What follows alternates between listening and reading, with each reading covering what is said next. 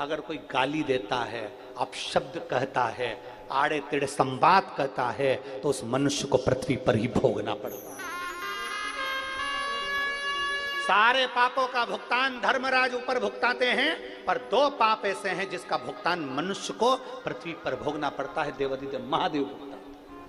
एक गर्भवती नारी पर हंसना, गर्भवती नारी को ताना देना, गर्भवती नारी को अपशब्द कहना, और दूसरा रजो धर्म धारण करने वाली नारी, रजस्वला कोई स्त्री होती है।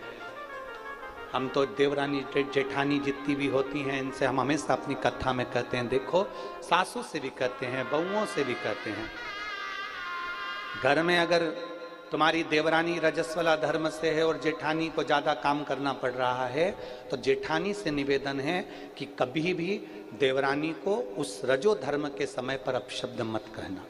जेठानी रजो धर्म से है और देवरानी को ज्यादा काम करना पड़ रहा है, तो देवरानी से निवेदन है कि जेठानी को अपशब्द ना कहे। ननंद रजो धर्म से है और भाभी को काम करना पड़ रहा है, या भाभी रजो धर्म से ननंद को काम करना पड़ रहा है, तो अपशब्द ना कहना।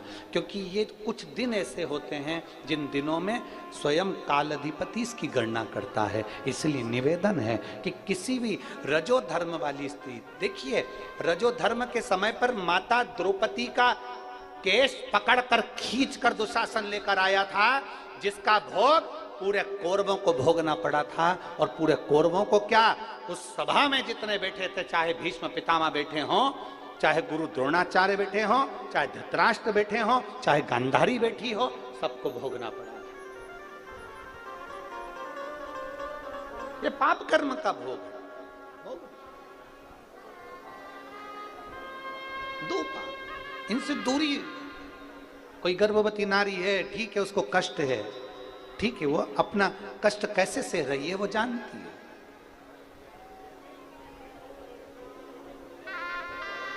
उत्तरा का जब गर्भ जलने लगा, तब भगवान नारायण, भगवान कृष्ण उसके गर्भ में पहुंचे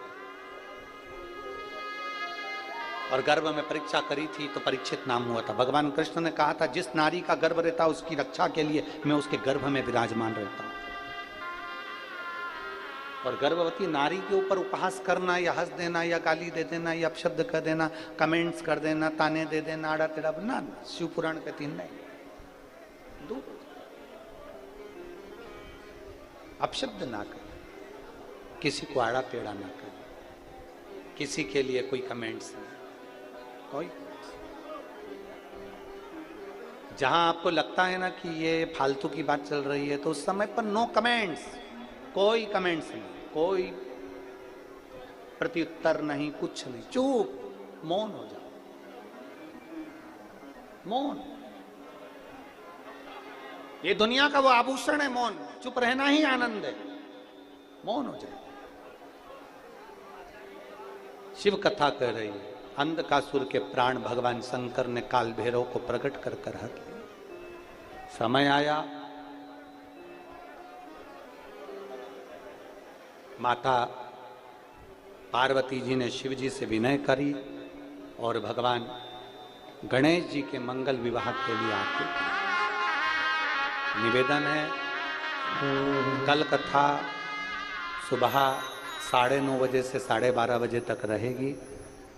जिन्होंने पूरी 6 दिन 7 दिन की कथा ना सुनी हो, वो कल की कथा जरूर सुन लेना। कहते हैं मेहमान जाते हैं तो घर के बच्चों को कुछ देकर जाते हैं। शिव पुराण कहती है, जब बाबा की कथा विराम लेती है